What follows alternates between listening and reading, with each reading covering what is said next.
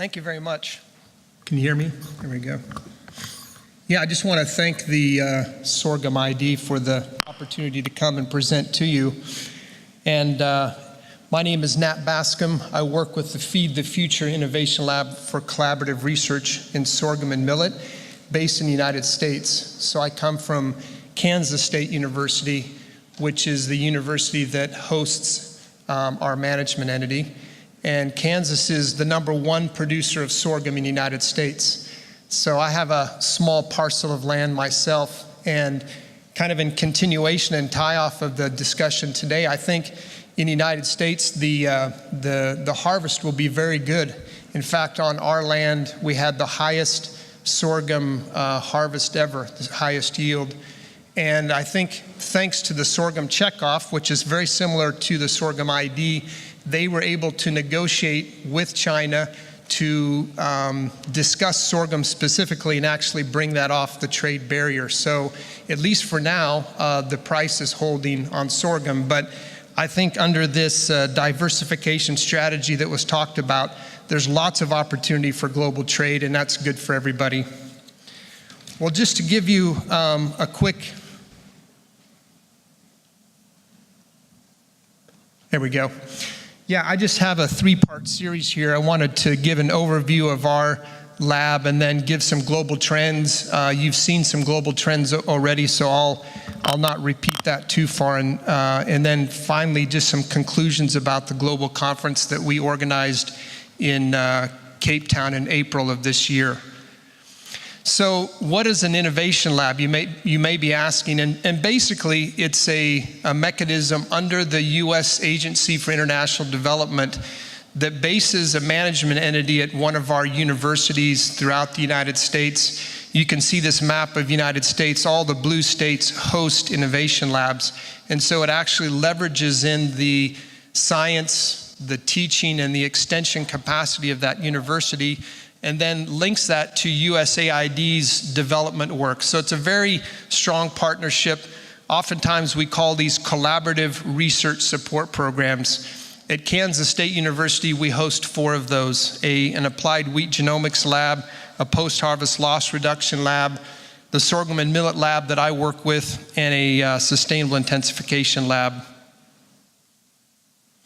Well, our lab started in 2013. We had about 60 concept notes that were received after request for application was put out, and we have about a $20 million budget for research in this phase 1 and phase 2. I would just note that we do work along the pearl millet value chain as well. Pearl millet is very similar to sorghum in terms of a multi-use crop. We estimate that 500 million people in West Africa and India consume pearl millet on a daily basis. And it's used for feed, fuel, even for construction material in West Africa. Our area of work is primarily the sub-Saharan Sahelian area of Africa, as well as Ethiopia, and then we have projects in Haiti as well. So we have about 15 research projects that we're currently funding and overseeing. This is just a quick breakdown. Our areas of interest or research include genetic enhancement, production systems, and value addition. And again, we have about a $20 million budget in those 3 areas. This is just a quick snapshot of some of our collaborators. One of the exciting things I find with innovation labs is building these global teams. And so we have farmer cooperatives in eastern Niger, right down at the grassroots level, working with national research system scientists, international organizations, and of course many US and European universities as well. We're very committed to capacity development. We've had in phase 1 just under 10,000 short-term trainings, but I think more importantly, there's some 68 individuals that will benefit from PhD and master level training under this award that will then go back, in my mind, as a cohort of scientists to address sorghum and pearl millet value chain research in the long term. If you want more information, we do have a website that provides more in terms of the specific research projects that we're funding, the kinds of partnerships, and also we'll be having a technology catalog that will be there in the near future as we have different technologies that are coming out of the research in phase 1. Well, good. I just want to move on to a little bit of a global trend, and we've seen some of this already, so I'll go just through some selected slides here. But this is area harvested in 2017. We can see that kind of a snapshot of global area harvested, and then moving to kind of a 10-year comparison, we can see that in the United States, there's been a little bit of shift in terms of increased area harvested. In Africa, Nigeria has decreased, while northern Sudan has increased. And of course, in India, there's been somewhat of a decrease in area harvested. If we look at production, this is, again, just a snapshot in the 2017. United States, Mexico, and Argentina, providing a large amount of the production in the Americas. There's significant production in West Africa, of course, in northern Sudan and Nigeria, as well as in China, as we saw earlier today, a significant, production level there, as is the case in India and in Australia. And this is just another 10-year comparison. You can see the United States with almost a doubling in production, as did Australia, China with a slight increase, some changes in Africa with a reduction in Nigeria, and a increase in northern Sudan.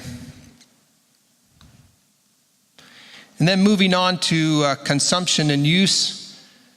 I think this is the big story. This is a snapshot, and you've seen it in bar charts and in other forms today, but just the massive consumption in China, that's the big story. But at the same time, there are higher levels of consumption in Mexico, largely for their feed industry. This is a 10-year comparison. Again, the big story there is just a move in China from just over 2 million metric tons to 13.4 million metric tons in 2016. And this is kind of an interesting slide, just what's the percent use of sorghum for feed, seed, and industrial use. So kind of the message here is that those countries in red have a high percentage of the sorghum use for feed, seed, and industrial use, whereas those countries in blue are primarily economies that are using sorghum primarily for food. And again, a 10-year comparison. I think, again, the massive story is just the change in China from a blue, so to speak, blue country to a red country. And finally, on imports, again, this is a snapshot. Again, the big story being just the massive amount of imports to China. And what was that over a 10-year run, again, is just interesting to see the large change in China, although there are some significant imports in Japan and in Sudan as well. So I guess just in summary, these are just 5 points that kind of summation of those slides. Sorghum production area has been stagnant in the past decade, but shifted globally. Production has peaked and is declining. There's shifting consumption patterns. And as we saw, the trade volumes have massively increased by 225% since 2006. And that's largely due to China's export market concentration in the recent past. Well, finally, I'd like to just finish this presentation with just a little bit of discussion on a global sorghum conference that was organized in Cape Town, South Africa in April of this year, and also for the potential for another global conference in the year 2022. We had over 400 individuals that came from a large sector across the value chain, from small producers, large producers, people in the processing and entrepreneurial areas, delegates from the National Research System and many from the International Research System. So those 400 delegates came from 40 countries over a 4-day period. There was strong representation from the Americas. I think there were over or just under 30 people from Europe there. Of course, from the continent of Africa, it was very well represented, as was the host country, South Africa. Again, strong representation from the program in China, India, and Australia. We had just over 567 abstracts that were received. We had a very strong poster session of nearly 200 posters, 132 presentations, and a very strong technical exhibition.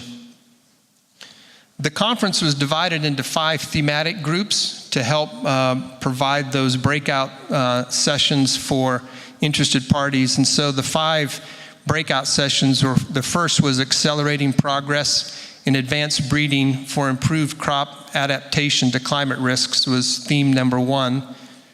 The second theme was improving productivity and increasing profitability to expand opportunities across global markets. And then the other 3 themes were enhancing resilience in the face of biotic and abiotic challenges. This is going to be continuing the case for sorghum, which is such a crop that meets those needs, but there will be future needs in terms of biotic and abiotic challenges in the future. The 4th theme was tackling key issues in food security and farming systems for improved livelihoods for the smallholder farmers.